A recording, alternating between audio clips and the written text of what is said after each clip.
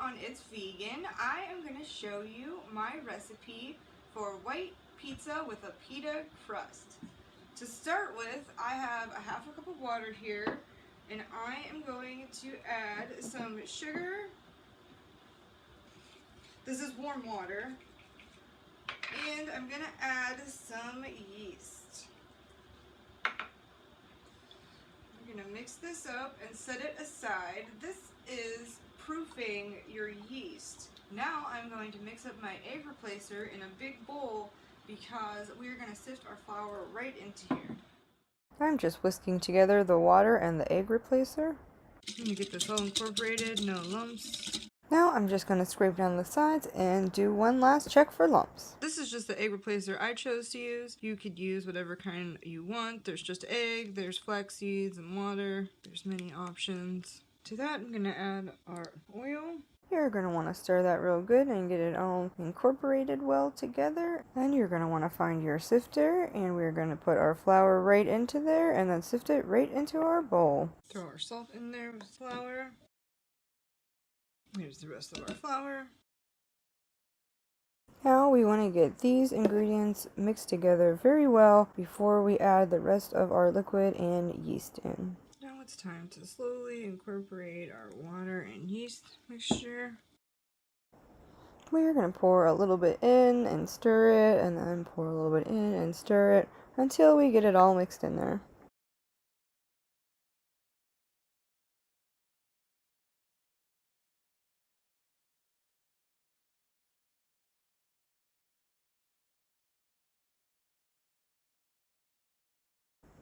Our dough is almost forming a ball here on its own, so it's going to be time to start kneading it. I'm going to get some flour, and we're going to work in the last bit of flour as we knead it. Alright, I'm coating my hands with flour, and I'm going to get in there and see how sticky it is. It's always a little bit different. It seems like it is a little stickier this time, so I will have to work in more flour. And I'm just going to keep doing this until I get a nice ball formed and it's not too sticky on the outside. I didn't fast forward any of this because I wanted you to see how long it actually takes me, and the only parts I cut out are when I'm just reaching from a bag of flour. I'm just going to keep kneading it and working in flour until we have a nice ball.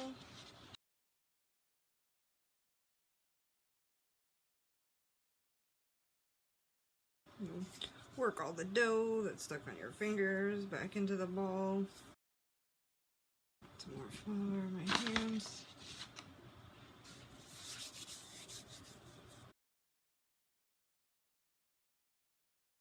That's pretty close to where we want it. Just a tiny bit more flour.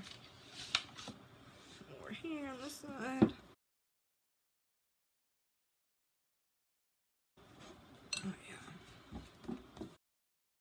You're going to end up kneading the dough about 3 minutes. This is about the consistency that you want it to be.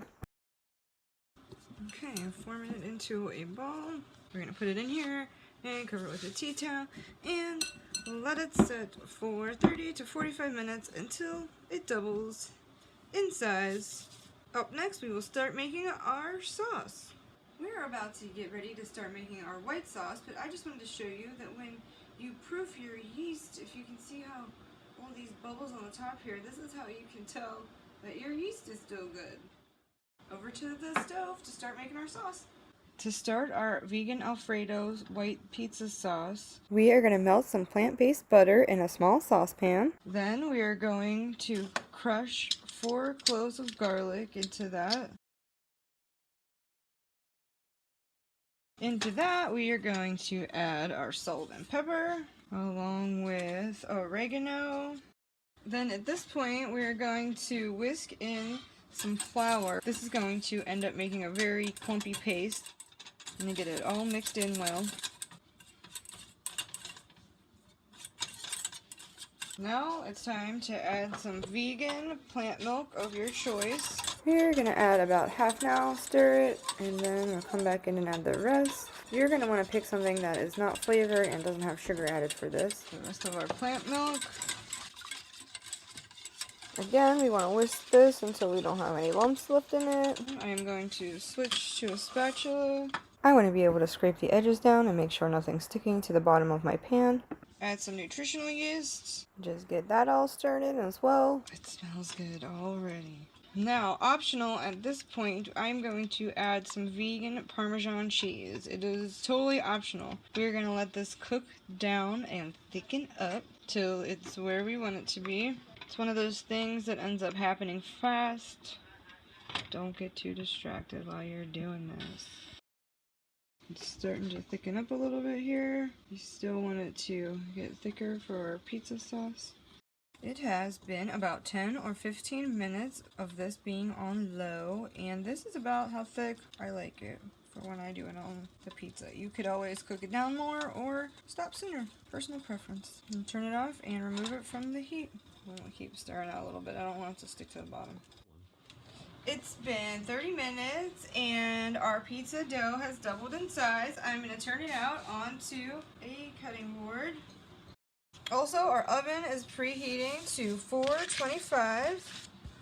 This is a nice soft dough here. Stretch it out a little bit. You are going to want to keep putting flour on this as you are rolling it out, and also we're going to want to flour our rolling pin. And as I'm going around and rolling this out, I know that the edge of my rolling pin is off the dough, but you don't want to fully roll the rolling pin the whole way off the end of the dough because you'll end up with very thin edges. Check and see how my size is. Seems pretty good. I have cornmeal on my pizza stone too. Now we're just gonna flip our pizza crust onto our pizza stone. Get it positioned in the middle good. And then this is going to go into the oven and bake for about 7 minutes. Now that our pizza crust is in the oven, I have chopped up some artichoke hearts that are grilled. I'm going to put some of those on our pizza.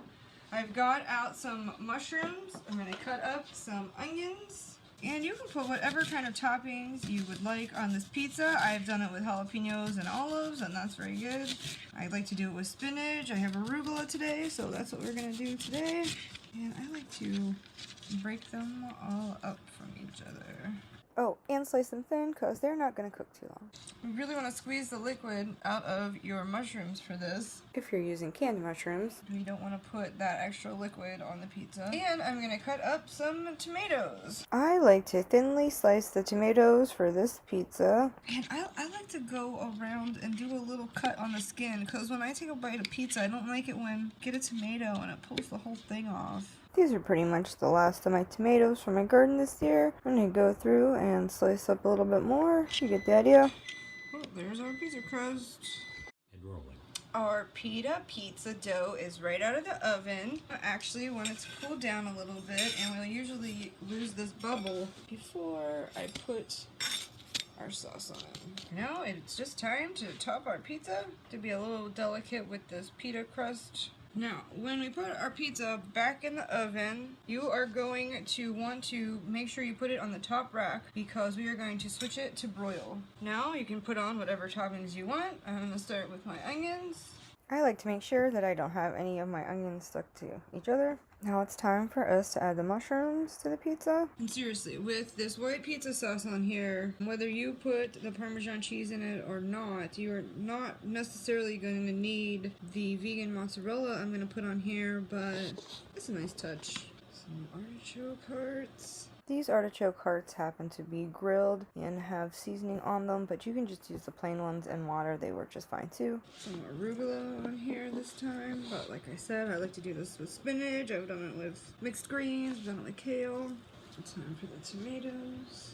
Now with this white pizza, you're not going to want to put too many toppings on it. I found from experience that you'll kind of lose the flavoring of the white sauce if you do. And for this cheese, which is totally optional, we're just going to dot the top of our pizza. There are also like vegan mozzarella shreds that work very nicely for this. And like I think I said before, I have made this recipe without any so-called cheese on it. I'm going to rinse my hands off and throw this back in the oven on the top shelf. Our pizza is fresh out of the oven. I'm just going to slice it up and let it cool a minute, and then we will be back for a taste test. This is Charlie, and I just wanted to say thanks to him for letting me use his kitchen, and hopefully he'll try my pizza. Alrighty then. Well, let's try this piece right here. Have to admit, Well, no, I want to admit. I did a good job. Yeah, it's really I've been good. making like a pizza a day for like 8 days now, I think, so. Crust is good and the toppings, you can sell that at Kroger. Thanks. Go good with a cold beer, which I'm getting right now. Go and get yourself a beer, make yourself a pizza. See you next week. Take a cut, and I'm gonna go clean myself up a little bit.